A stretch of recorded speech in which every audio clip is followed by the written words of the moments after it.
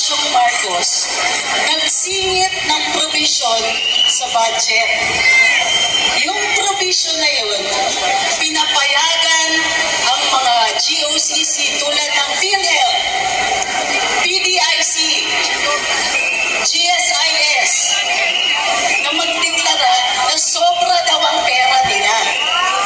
At dahil sobrang pera nila, yung iba dun, inilipat dun sa tinatawag na unprogrammed appropriations.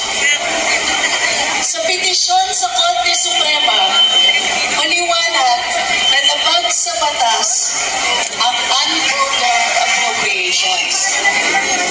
Pera ng bayan o halos overnight nawala. Yun po ang noong 2024, namigay sila ng halos 800 bilyon. Ang pera natin na di umano'y ginamit sa ayuda. Wala pong pandemya, walang epidemic. Hindi ito yung ginamit bilang sagot sa kahirapan. Nawalan tayo o nabawasan ng matindi ang nilaan na pera para sa healthcare.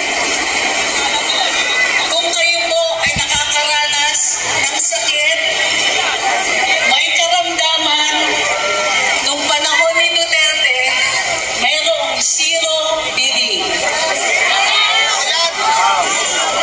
Uuwi ka, wala kang binayad, kahit 5.